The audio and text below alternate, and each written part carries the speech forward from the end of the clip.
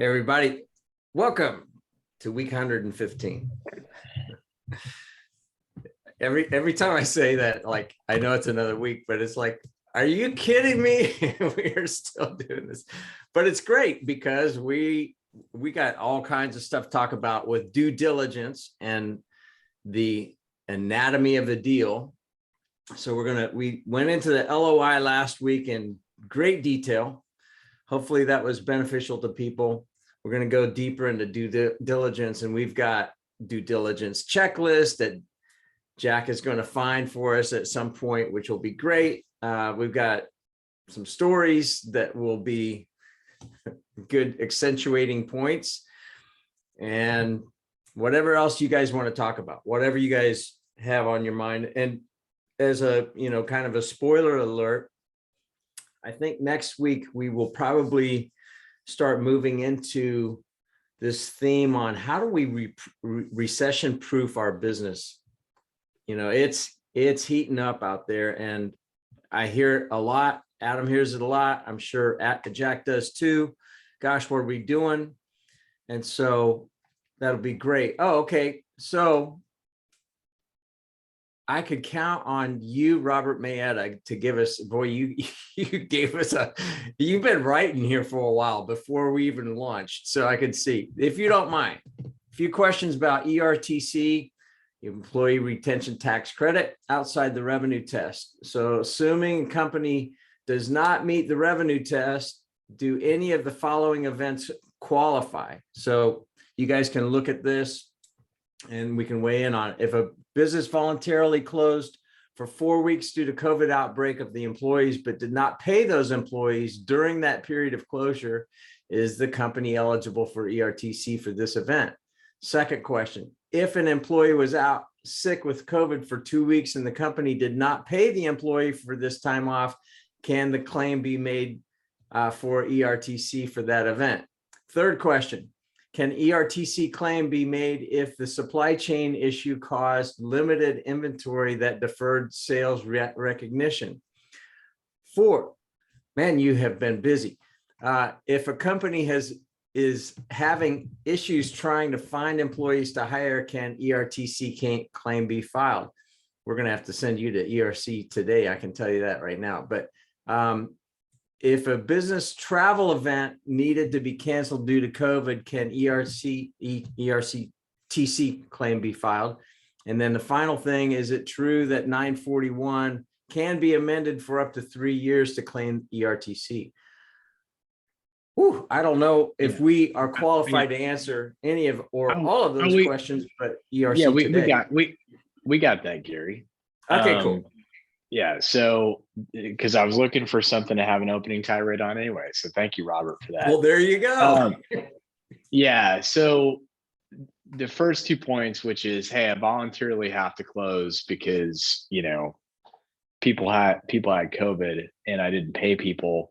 Those are not covered by ERTC because the whole point of ERTC was really targeted towards people that experienced a shutdown due to a government imposed or experienced a shutdown that led to a revenue loss due to a government imposed shutdown, which is 2020, or alternatively in 2021, really just effectively had a revenue loss.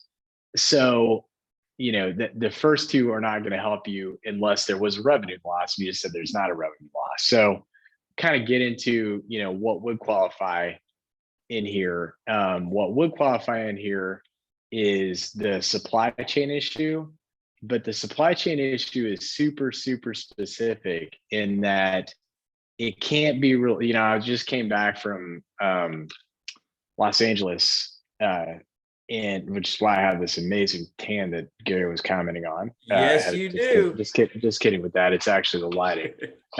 But the so you can still see container ships, off the port in Long Beach. So one can make the case that, well, that's supply chain issue, but not really. In the intent of the employee retention tax credit, the supply chain issue that qualifies and there are people out here that will say, well, anybody and their brother can qualify. I'm just saying, buyer beware on that. So our interpretation of supply chain issue is that your supplier needs to have been shut down by a government order, or alternatively had to change what they manufactured due to the Defense Production Act, meaning like they switched gears, like they went from, manufacturing widgets to manufacturing masks, and you needed widgets from them. So that's what's going to qualify. Or alternatively, you were, you bought stuff from a manufacturer in California and they were sheltered in place for everything, no exceptions. Your supply chain was shut down, period.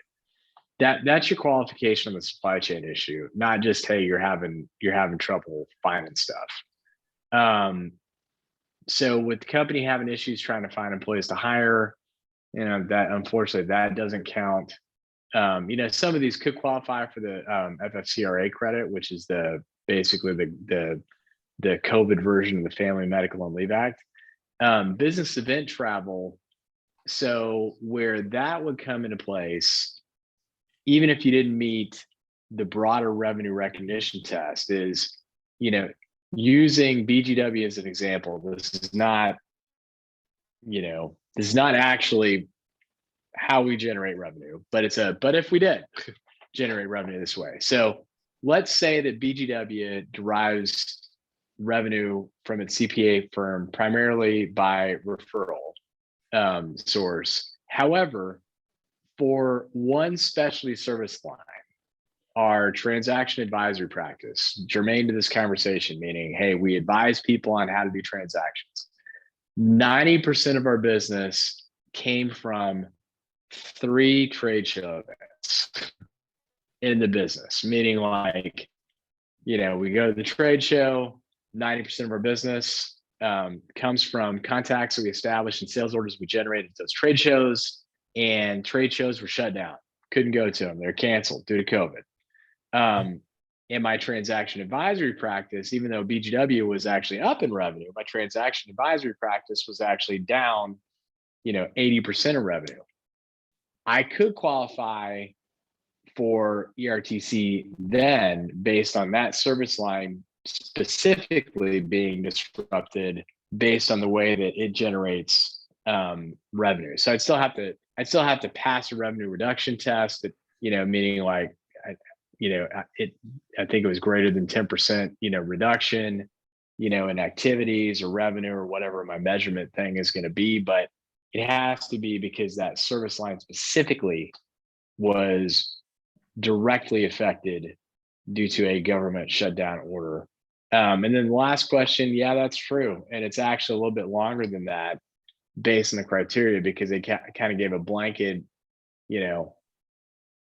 starting point, I believe, of the second quarter of 2020 is the same starting point date. That's off the top of my head. So you get for those early periods in 2020, I think you get an extra 3 months maybe to file. But yeah, they could be amended up to 3 years. So there's no, other than needing the cash flow, there's no huge rush on this. So our counsel to people that haven't necessarily needed the cash flow is to, make sure that you get it right. But the downside of that is, if you go ahead and do file a claim, you're also going to have to amend the tax returns related to the year in which the credit was earned, whether it's 2020 or 2021. So just, keep that in mind, that you're going to also have to amend all tax returns as well to reflect the receipt of the credit. So I think that's it. There we go, Good Gary. job, Adam. You didn't lose All right. all your brain cells on the beach of California. That's a really good thing, man. I think you could come back with a great tan, all energized. No, Top of your game. yeah, I love it. absolutely. And if you wouldn't mind on the diligence conversation, I would like, a couple minutes at the beginning before we kick it off to Jack, just to get through some common stuff that we get asked all the time that I think is going to be germane to what Jack covers. Okay, cool. Jack, did you have any current event things that Cliff Clavin typically likes to rant about on the front end? So I'm very disappointed. While Adam was talking, I found, or something was sent to me, and it had Cliff Clavin with his mailbox or his mailman uniform on, and I can't find it. So no, I'll have to double up next week, or maybe throw in a dad joke next time. Okay. All right. That sounds good. Well, Adam, do you want to go ahead and then dive into the due diligence stuff, or do you want me to tell the story on the front end? Go with your story on the front end. Knock yourself out. All right, cool. So to protect the innocent, I've had a couple conversations with former CEO of a $80 million company here in town, that when he saw, and he's on this attendee list, I think, today, but when he saw that we were talking about due diligence today, he's like, man, have I got a story for you? And it's, I'll probably get some of the stuff wrong, but here's the Cliff's notes. $30 million company does a merger with a larger competitor. Hey, this is going to be great. Combined entity ends up getting to 80 million. They had, and he's like, lessons learned. This company, the smaller one, they had run their books really clean. They had audited financials for 10 years. Isn't it interesting that a lot of times we project our protocols and assumptions and our thought processes on other people and assume that they do the same thing? Well, that was not the case in this other merger that was with a company bigger than they were. And he said, man, lessons learned. He goes, first of all, their books were a mess. We should have demanded audited financials. We should have tripled our due diligence budget from $75,000 on some of that to, it should have been triple that. So to 220 or whatever.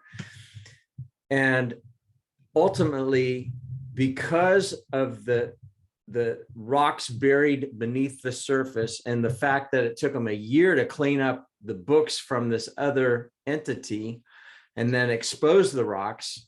And yeah, they had some recourse, but the damage was done. They had, so ownership or, control positions had to be renegotiated because of these revelations, but the damage was done. And so when they hit COVID years later, the banks started basically called notes and forced their hand out, and forced a sale that they didn't want to have to do.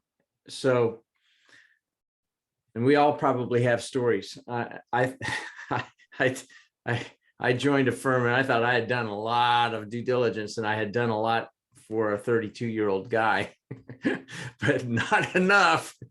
And boy, did I pay dearly for it, So point made, due diligence, don't skim over it, because you can pay me now or you can pay me later. Remember those Pennzoil commercials? Well,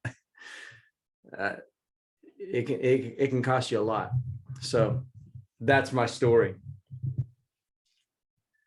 Yeah.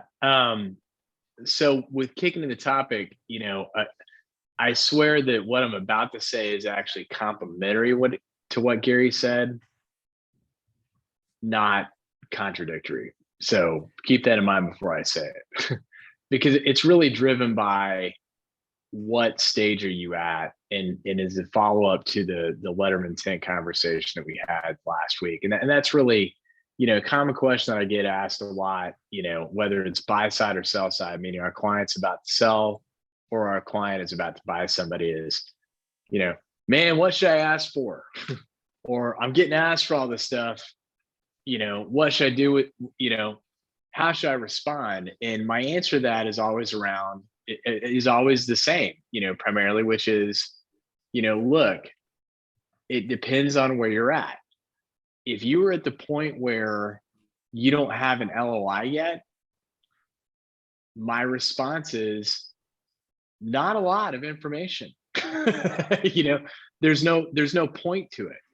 Otherwise, you will get paralysis by analysis if you're the buyer, or the seller, or well, actually that applies in both cases. Like if you're the seller, you're going to just want to kill the buyer before you even know whether or not you're in the ballpark on the price. And the buyer, and if you're the buyer, you're going to have analysis paralysis and basically have the opposite effect in the seller, being like, oh my God, you know, we're not even the ballpark, you know, on price. And that's what rigmarole you put me through. So, you know, my advice is always, you know, kind of pre-LOI, your diligence list, you know, really keep it simple. You know, basically all you're looking for are items that would lead you to conclude that you need to have a price adjustment up or down from market.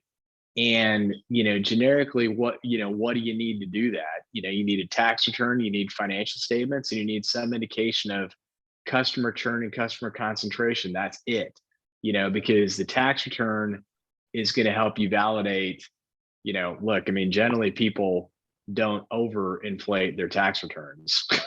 so that's like your truth. You know, it's like, you know, if they're bad, but someone represented it to you that thinks are really good, then, you know, it's like Ricky, Lucy, you got some explaining to do. So, you know, that's going to be your truth point. You know, your historic financial statements are going to start to help to tell the story that kind of explains the difference between the tax returns and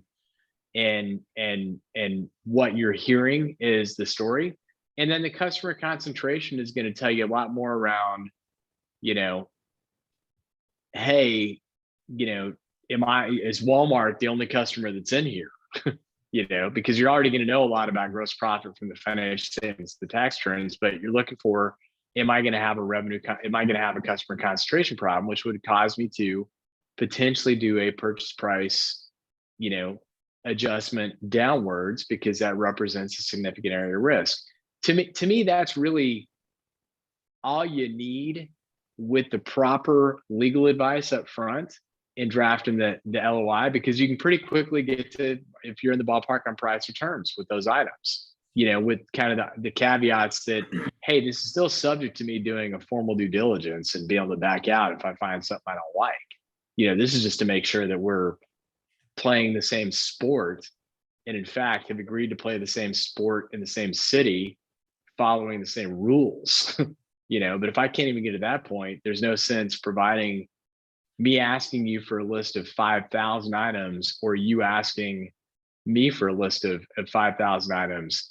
And that really kind of applies to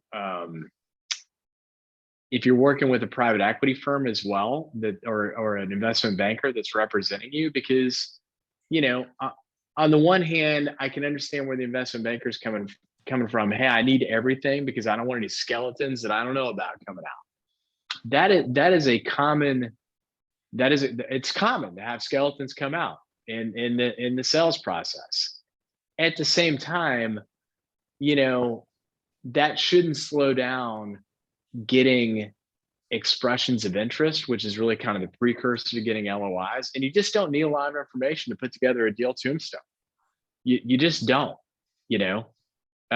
So that's my 2 cents on brevity. You know, again, it's brevity pre-transaction or pre-LOI, and then exhaustive in the things that matter post LOI or post LOI. You know, but when you're kind of trying to finalize, are we really going to do a deal or not? And from that perspective, you know, really, you're just, you know, you kind of look into, you know, some of the stuff that Jack's going to go over, and, you know, we've covered in prior calls, meaning like, hey, if I buy this thing, you know, is there going to be revenue flight? You know, my customer contract's pretty good.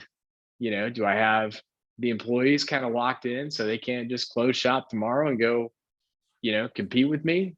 Do I have any, if I have any intellectual property, is it properly protected? I mean, versus like, I don't know. I mean, it's probably relevant to know the salary history and pay history of every single employee going back to 1995, but is it really, like if you can't provide that, is that the end of the world? No, if I'm trading, I'd rather know more about the customers that I'm acquiring than,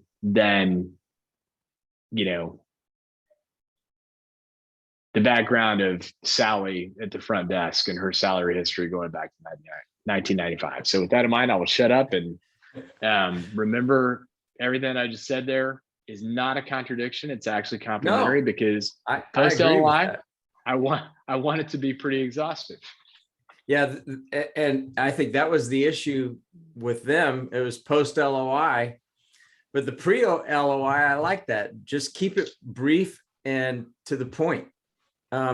Bruce brings up a really good point in the chat. He says your comments are addressing this indirectly, but having the right people performing the due diligence is essential. Skills are important, technical and people oriented, but you have to recognize if you have talented but individuals who go into it with 100% in favor or 100% against the deal, it's not going to give you the truth point you want. That is a good point. So very good point. What's the bias? All right, so we want to go into a little more details on. So the Come on, Cliff. the storyline goes that so now you've signed an LOI. You've done it correctly. You've gone through your signing due diligence to come up with a reasonable purchase price, obviously based on certain assumptions that need to be validated and kicked around post LOI, but during the due diligence phase.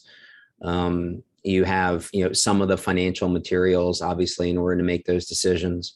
And so you now, and you have had an LOI that has been vetted by appropriate professionals so that you don't leave things on the table or you don't give things away depending on which side that you're on.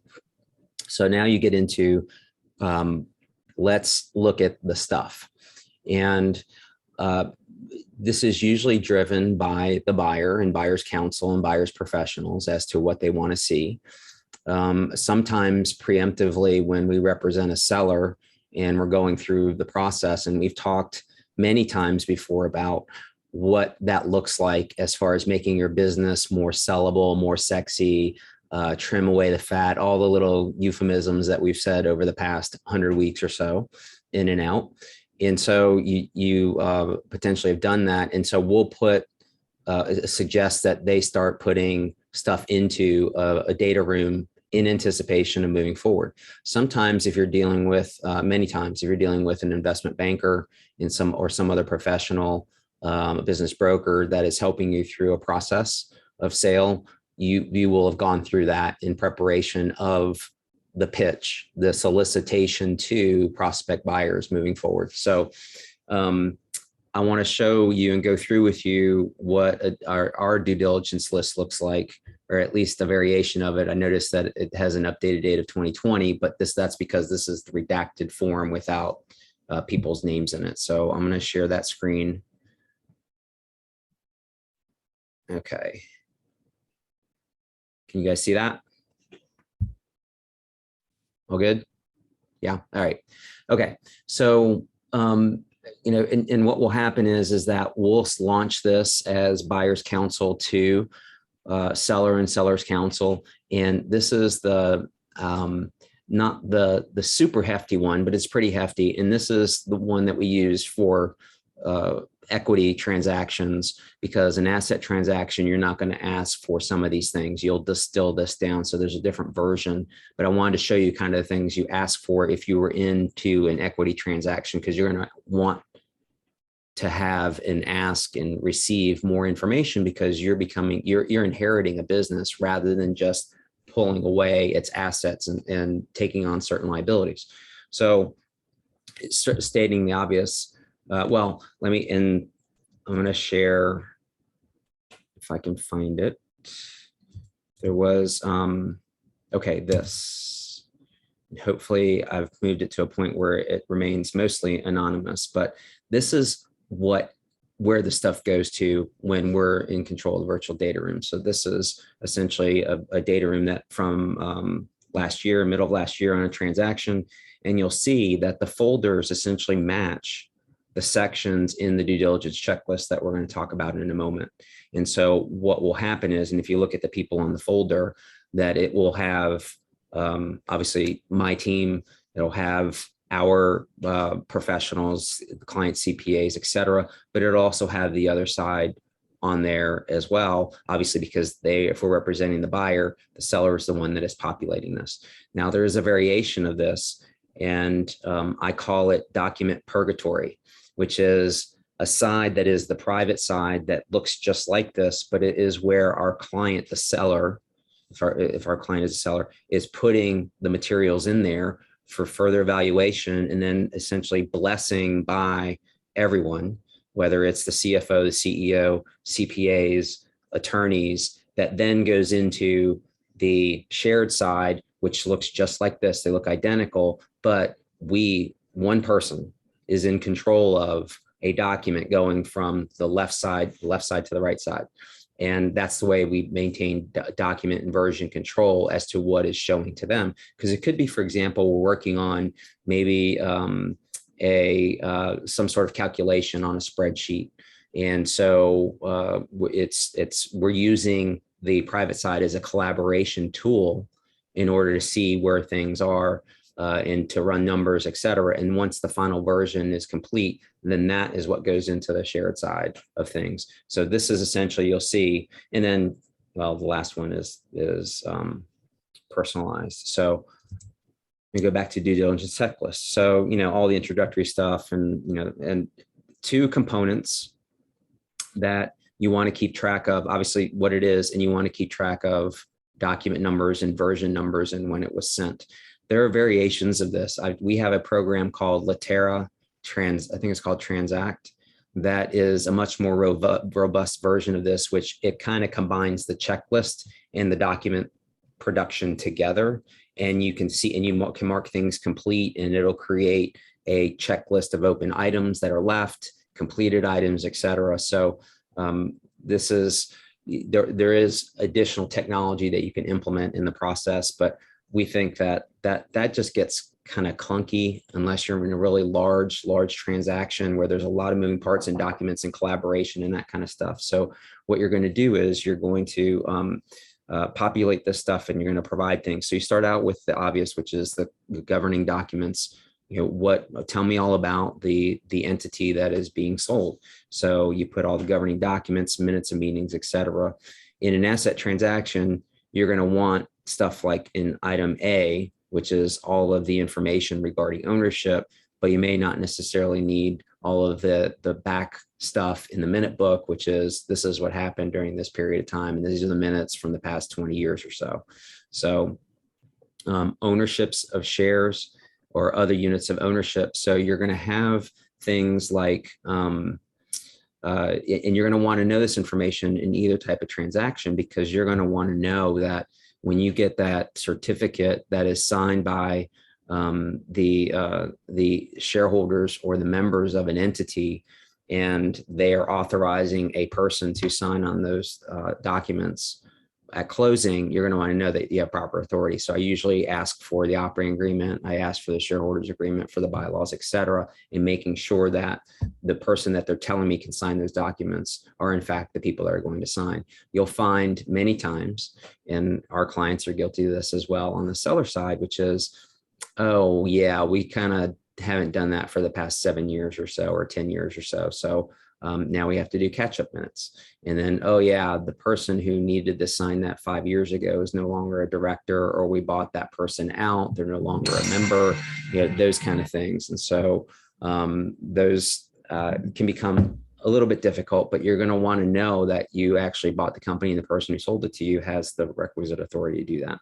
So again, going through all these various things, a lot of this is related to ownership, but then you want to know who's running the business. So what's the management organization, the flow chart of responsibilities, and who's doing what. other names that, business names, trade names, listed jurisdictions. So sometimes what we'll find is that you have a business that has a beachhead in a state, but they have not properly registered as a foreign corporation or foreign LLC doing business in that state. They've been probably, hopefully, paying the appropriate taxes to that state for the business that's in that state, but they have not asked for permission to be operating in that state. That's a whole different conversation as to whether or not you have to go through additional hoops on the legal side to be doing business in a particular state. If you're just selling stuff into a state, generally speaking, not. If you have sales reps in that state, possibly yes. If you have an office in that state, usually definitely yes. So again, it just depends on what's going on. And then substantial contacts, and this you'll see similar questions, but we're trying to get at, it's kind of like when you take one of those online quizzes and they ask you the same question, but they reverse it from a different direction to make sure you're being consistent with your answers and that you can cross-validate. So that's essentially one of the reasons why we ask so many questions, and it seems like it's the same stuff. And then you go into financial matters. So you're going to want to know everything about the business related to their contracts. And there's actually a specific material contract section, but this financial matters, you're talking about loans and other things in relation to the business, specifically guarantees, bonds, letters of credit, those kind of things. Budgets, pro formas, anything that's been prepared that shows the projections that that the business thinks it's going to do moving forward, that you are basically going to take over, so you can kind of see where things are going. If they've done an analysis, let's say, for example, on supply chain issues, you'd want to see that, because it may be that you are not fully appreciative of the fact that a part that is integral to the machines that are being produced by this manufacturing company that you're buying, maybe that one part is a problem. A la the pieces that are missing in a lot of automobiles that I imagine is probably about this big, that and you go to places like port cities, like in California, down in Charleston, you drive down by the water and you're going to see a lot of parked cars, line by line, lines of them that are brand new, just sitting there because they can't do anything with them still. Financial statements and reporting, accounts receivable, accounts payable. So all the things you would think of, and then you get into inventory and those kind of things as well. And then the kind of catch-all, which is this includes each affiliated company. So you don't just get to give the information on the parent company, but if there is a relationship with an affiliated company, either directly or indirectly, that needs to be reported as well. This is where we talk about material agreements. And just so it's very clear, we go through the various types of agreements that we deem as being material. You usually get into a discussion in the transaction, usually in the due diligence or the requirements in the schedules of a purchase agreement, with specificity as to what is material, what is a material contract. And it can be dependent on various factors. It can be dependent upon longevity, meaning that if you are locked into a contract for a longer period of time than 30, 60, 90 days, that could be considered material. And it really depends on the industry and the business. It could be the dollar amount that is related to the particular contract. So what is material for one business may not be material for another, because it may be that ordinary course contracts are already in the $50,000 range. And so, those still need to be listed, but they may not be considered necessarily material contracts if it's something that is just ordinary course. Supply or requirements contracts or your relationships. It's not just relationships with your customers, it's relationships with your suppliers and other incoming items. And then you get into insurance policies and all the other things that and so again, we're trying to pull apart what we believe are material contracts. And then you get into real property. And this is owned, leased, or otherwise used in the business. So sometimes people think, well, we don't own any property, so that's not a big deal. Well, if you're going to lease a piece of property or you're going to assume a lease, that actually can be pretty big. And many times that ends up being a bottleneck, is that you have a landlord that is not going to be cooperative, or is maybe gave the current tenant, the seller, a great rate, or maybe it's a legacy rate from 15 years ago. Rates have gone up. This is an opportunity to renegotiate. So they're going to be difficult. They may not, you want to know if there are guarantees in place. If you're lucky, maybe a personal guarantee is burned off with respect to the seller, and you don't have to worry about that. Usually they're going to ask the buyer owners to pony up their personal signature on guarantees. So you want to be prepared for what that is, and the possibility of having to negotiate maybe a limited guarantee for the buyer. And you go into rights of first refusal and all those other things in relation to that. Talk about personal property. Obviously, those will become schedules in the asset purchase agreement, or even in the stock purchase agreement, because you're going to want to know what those assets are. Intellectual property, IP related that you own or are otherwise licensed to use. And all materiality is also in the eye of the beholder. So if you have specialized software, even though the core of it may be off the shelf, but you have a license for add-ons and those kind of things, those are going to be important, because what you want is you want information, all the information that is required or necessary or important in order for you as the buyer to operate the business after the closing and move forward on day one, and not have to figure this stuff out and not have to renegotiate. You want it to be a smooth transition, regardless of whether it's an asset deal or a stock deal. Environmental, focusing on ownership, but when you lease a property and there are environmental issues, and it's not necessarily environmental issues of the particular piece of property that you're going to lease. It could be that, and this happened with a client a couple of years ago, restaurant next door, and there was a common pathway for waste, and I'm talking about like grease and water waste, not necessarily bathroom waste, but and they didn't connect it properly. So the grease trap created a problem for the water flow in the sinks of my clients, sinks and drains and other stuff. And they were heavy water users. It was, it's a pet store franchisee, multi-unit franchisee. And in this particular property, there was an issue. So you're going to know if there are environmental issues. And we looked at, and because there was already this problem at the property, we went back and we looked at some environmental reports and seeing what was going on, because there had been some assessments done, because they thought there was an environmental issue. They didn't know where it was coming from. So, and they thought it had leaked into the ground. They didn't know. So they did all that stuff, and you want to have access to that and be knowledgeable about that. Engineering, legal, tax, other reports prepared within the last 5 years. So again, just information about the business, information about the property. Especially if it was a property that was constructed by the seller or on behalf of the seller. You're going to want to know,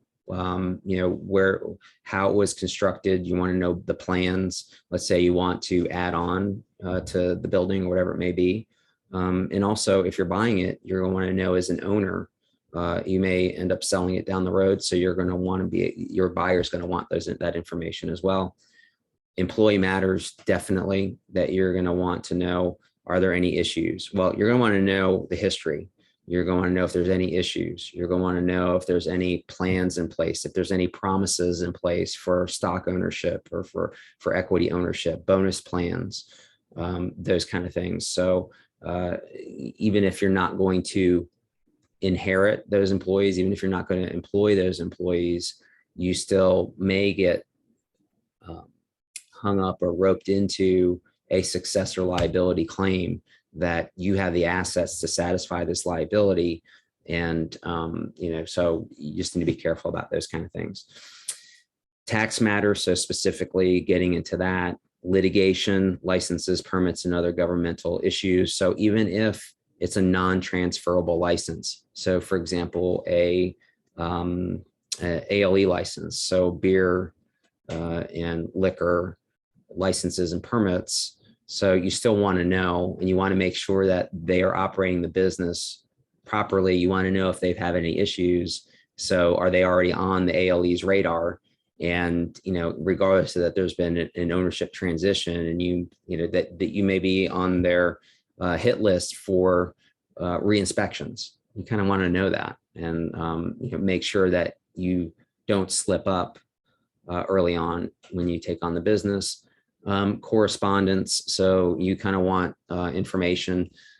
This bucket usually is not filled very much, but we try to focus it on complaints and demands and those kind of things. So really not just anything, any communications, but the ones that are alleging problems or other things in relation to that. So, and then miscellaneous, this is the true kind of like catch-all bucket of things. So you'll see, as I showed before, that this is kind of the way it flows. It's not exactly, because I think we had some personalization, like privacy and data security, which is actually, and I think about it, in our due diligence list is an additional section. So now with things like data breaches, et cetera, credit card breaches, those kind of things, I usually include that in my representations and warranties, that the seller is saying we have not had those things. And if we've had those things, what has been the remediation? I will tell you, on the buyer side, I push back on, I'm sorry, on the seller side, in making that representation, I push back on that and say things like, to our knowledge, or, hey, look, we believe it's compliant, but we are not the credit card processor.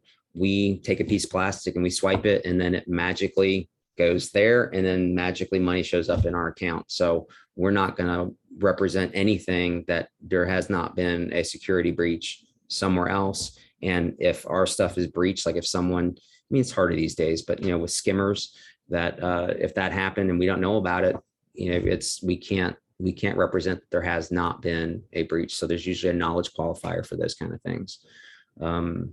So that's a very quick run through on due diligence process and the questions that are asked and how you basically receive it and process it and move forward. And then the next step, which I don't want to get too far ahead, but we'll talk about kind of the aspects of asset purchase agreements and stock purchase agreements, that this information then morphs into the schedules that are part of the purchase agreement. And it could be that it is a list of, let's say, under tax matters, there was an audit that occurred 2 years ago. In the agreement, you'll say, except as provided in Schedule 3.21, there's been no activity with the IRS, the NCDOR, any state financial institution or regulatory agency or any local agency. And then you would list that, and then it would say IRS audit 2019, all clear or no issues raised, and clean bill of health, but in a legal way, to say those kind of things, so that everybody's on notice that happened and that everything was good. So that is kind of the next step of what you do with this information, other than processing it and dealing with the issues. So let's say there's an issue with a phase, you get a phase one and you look at it and it's like, well, wait a minute, there was something identified here. Now, I love my environmental law partners, and I am appreciative of all the work that environmental companies do with respect to their phase one and phase two. But you think that lawyers do a lot of CYAs in their stuff. They will report on everything that ever occurred that could possibly be a contamination from the beginning of time till now in relation to the property. So, be aware of that. And, early on in my career, looking at phase ones, I'm like, oh my God, we can't buy this property. And it's like, okay, no, this is what it says all the time, that there was a fire, that a car exploded and leaked oil, and there's an oil spot still on the concrete, kind of thing. And because they noticed it, they observed it, they looked into it, and then they have to report on it. So it's kind of a bizarre example. It's a true example, but it's a bizarre example. So that's the due diligence process and documentation in a very small nutshell. Well, as Adam said, brevity on the front end before the LOI, make sure that your butt's covered with appropriate legal counsel and your CPA on the LOI, but especially with legal counsel before you sign anything. And then you could go into all the depth of the due diligence. It's interesting going back to my friend's example early on. I think they had good people around them. The one thing that they didn't have or didn't insist upon were audited financials. And I think they had, clearly they had financials, but they didn't insist upon audited financials, and probably because that firm's books were a mess, which is interesting. We've seen plenty of companies come to us that had train wrecks and rat's nests of books. And sometimes it takes a long time to clean those things up. And in this case, it took them a year to clean them up. So if it delays a deal by a year, you have to make the choice, is it worth rushing through? Oh gosh, we got to get this deal done because, time will pass us, or, in this guy's case, it was a nightmare for years, cost him dearly. So. Yeah, I think the two cents that I would add to Jack's list is that, if you, even if you're not selling your company, that's a good list to have available. And in kind of thinking through that in terms of like, okay, well, I'm not going to sell my company tomorrow, but if I spend a year kind of plucking away in terms of getting this stuff together, that's not a bad idea. In the sense that, something bad happens, in other words, the effort spent on it, I think will more than outweigh the cost, meaning the benefit of spending the effort on it will more than outweigh the cost, in the sense that, you're just going to uncover some stuff about yourself that, you felt like, hey, these are just holes that I needed to get plugged, that are going to help me get my crap together. On the other side of that equation, if you're the buyer and you publish this request list, the more that you hem and haw and make a big deal out of the ability to provide this information and the hassle factor associated with getting it together, it's like, I got to tell you, it causes the spidey sense to go up, because it just kind of tells me there's something here. This place isn't as well managed as it was purported to be. Maybe they're hiding something, or maybe it is innocent, but it's sloppy nonetheless. Do I really want to be working with sloppy people? In other words, if someone produces this list, should you be able to salute and say, sir, yes, sir, it'll be up there tomorrow? That'd be great, but that's probably not realistic. But if it takes you months, to pull it together, even if it takes you weeks to pull it together, without substantial compliance, it's going to raise questions from the buyer's perspective, and just cause them to dig deeper. Sort of like, yeah. In other words, it's probably like, since Jack would say Adam likes to play a lawyer on TV, I'm going to play one now. It's like, I don't know. I mean, if I request discovery, am I kind of better off dumping a mountain of stuff on poor Jack to go through, or trickling it in to where he's got plenty of time to go through everything and ask more questions? So, I probably would say, hey, there's only going to be a 30-day time limit set on diligence, and I'm going to have you everything on by day 5.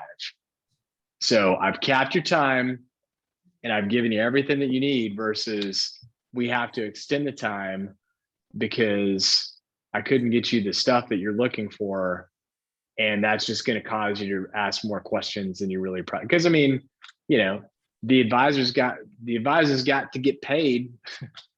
So like, I've never met anybody that said, oh, I'm purposely digging because, that'll raise my fee for digging more. Like, I know that's a common myth and out there. I've never met anybody in the business that had like truly that's been their mode of operation. However, if you're getting paid $200,000 to do the job, you want to do it thoroughly. But if you're time constrained, you're going to do it as thoroughly as the time constraint allows. However, if you don't have any time constraint at all, you're going to go digging as far as the onion will allow you to get pulled back. So, Mhm. And there are variations to that. And one of those variations is what I call the grumpy old man syndrome. And, I have, with all due respect, and I don't know if that's a good thing to say or not, because apparently that whatever you say after that is you're, immune from prosecution. So what happens is, and this happened last year in a transaction, and this was our client was purchasing an automobile dealership, and it was an older gentleman on the other side. And I sent that due diligence list after we had signed the LOI. And we're looking at the share file, and nothing was really getting put into there. There were a few things that were trickling in via email. And then so I call up opposing counsel and I'm like, hey, is there a problem with putting this stuff in there? And he's like, well, you ask us what a Southern gentleman as well. And I'm not going to do the accent, but it was, you ask us whatever you want and we'll provide that. But that list is just way too long. And I said, well, is there something that is, and this was, actually, it was the asset purchase, but it had the environmental issues, obviously, because they have service bays. So they're dealing with environmental hazard materials, oil and stuff. And so we did ask for those questions and, do you have a phase one? And eventually we got it. And then do you have phase two? Eventually we got that. You would think that, and here's the phase one. And by the way, here's the phase two. None of that. And then so it came to a point where I told a client, I said, there's no way that you need to make a decision. We're at the period of time that you are going to forfeit the security deposit for the due diligence period, unless you basically say the deal's off. Well, I don't want the deal. No, we can't, we've invested too much time, et cetera. And I said, well, it's not that you're going to do that. It's the threat of doing that. And it's a way to get an extension if there is opposition to doing that. And so it was extended officially, the LOI due diligence period. But in that conversation together, and because there was different messages I said, I'm going to get everybody on the phone together, which I very rarely do. And so he says, and I was you usually don't do that unless you know what the outcome is going to be. And that's why you don't do this kind of thing. So he says, and it's a phone conversation. He's like, to my client, well, did you understand everything that your client is asking for in that 8-page, 10-page document? And of course the client says, well, no, I really didn't look at it. That's what you lawyers are supposed to be doing. He's like, well, I didn't either. So that's why you don't got your stuff. I'm like, okay. So that must be the standard. If you just, it's more than 2 pages, that's the standard that you're done with due diligence, or you have to ask for everything individually. We eventually got through it, which was fine. And again, as I said, lovely older gentleman, but he just had a certain way of doing things. In fact, when I saw him and we were at the closing, there were some issues of used car inventory and adjustments and holdbacks and stuff like that. And, I pull out my computer to put it on a spreadsheet. He's like, we don't need that.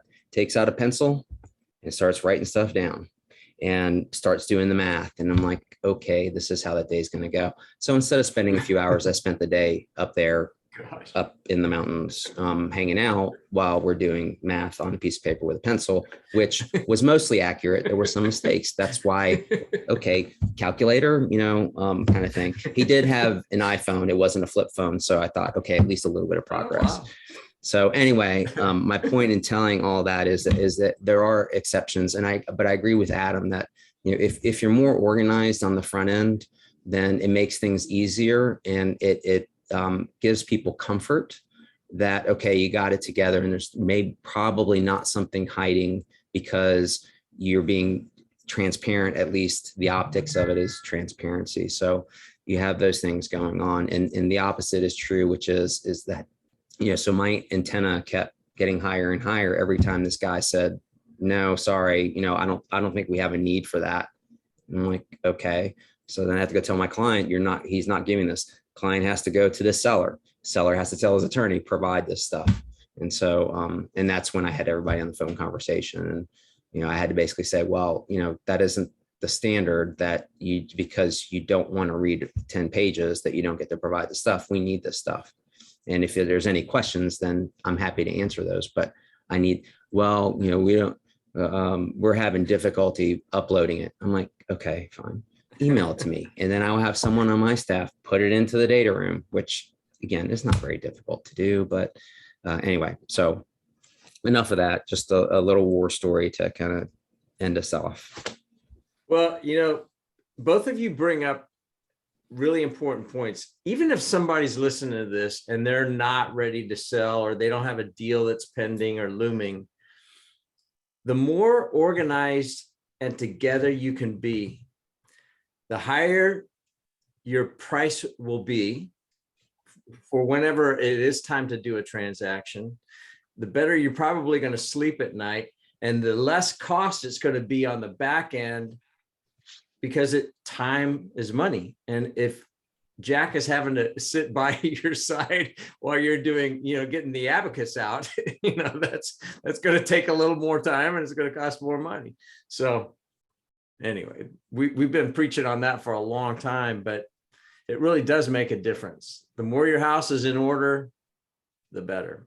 And a small variant of that is if you're going through a refinance or recap with a bank, you're going to be providing a lot of that information. So you may as well, and we've done that before, which is, hey, can you give us the virtual data room on a USB drive just to have, or can you leave that in there? And we're like, yeah, we're going to deactivate the input output, but it'll be static and it'll be there for when you need it the next time. So yeah.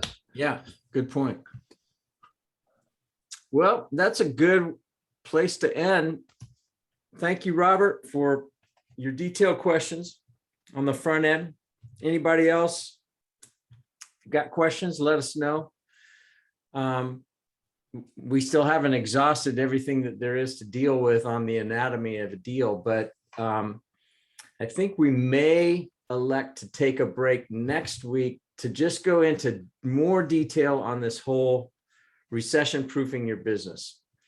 I think that would be, there's just so much going on right now. And with the Fed just doing a 3/4 point hike, I was just talking with a manufacturer this morning about their concerns. Supply chain issues still an issue. They're trying to onshore subassembly because they're, stuff that's coming across on boats and container ships.